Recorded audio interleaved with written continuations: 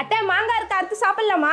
மாங்காய் சாப்பிட்றதுக்குல மாங்காயை வச்சு ஒன்று செய்யணும், கொண்டாமா. இதையும் விட மாட்டீங்களா? வாங்கின 2 மாங்காயும் தோலெல்லாம் செதுக்குனாங்க. தோல் சீவன 2 மாங்காயும் காய் சீவர கட்டையில வச்சு நல்லா தூள் தூளா செதுக்கிட்டாங்க. எல்லாம் செதுக்குனதுக்கு அப்புறம் கொட்டையை தூக்கி போட்டு ஒரு சின்ன கடாயில கடுகு 1 ஸ்பூன் போட்டு நல்லா வறுத்து ஒரு பிளேட்ல கொட்டி வச்சுட்டாங்க. வெந்தயம் 1 ஸ்பூன் போட்டு நல்லா வறுத்து அதையும் பிளேட்ல கொட்டி வச்சுக்கிட்டாங்க. 1 ஸ்பூன் கொத்தமல்லி போட்டு அதையும் நல்லா வறுத்து கொட்டி வச்சுக்கிட்டாங்க. வறுத்த கடுகு, வெந்தயம், கொத்தமல்லி எல்லாத்தையும் மிக்ஸி ஜார்ல போட்டு நல்லா பவுடர் பண்ணி அரைச்சி எடுத்துக்கிட்டாங்க. வானல்ல நல்லெண்ணெய் கொஞ்சம் ஊத்தி கடுகு போட்டு பொரிஞ்சதுக்கு அப்புறம் சீவன மாங்காயை போட்டு நல்லா கிண்டி விட்டுறணும். தேவையான அளவு உப்பு, மிளகாய் தூள் 2 அல்லது 3 டீஸ்பூன், பெருங்காயம் 1/4 டீஸ்பூன் போட்டு எல்லாத்தையும் நல்லா கிண்டி விட்டுறணும். மாங்காய் நல்லா வெந்ததுக்கு அப்புறம் மிக்ஸி ஜார்ல வறுத்து தூள் பண்ண பவுடர் அதுல போட்டு நல்லா கிண்டி விட்டுக்கணும். கடைசியா இந்த தொக்கு மேல எண்ணெய் மிதந்து வரும், அந்த பதத்துல ஆஃப் பண்ணிடணும். ரெடியான இந்த மாங்காய் தொக்கா பருப்பு சாதம், ரச சாதம், தயிர் சாதம் இது எதுக்கு வேணாலும் வச்சு சாப்பிட்டுக்கலாம். இந்தம்மா டேஸ்ட் பண்ண.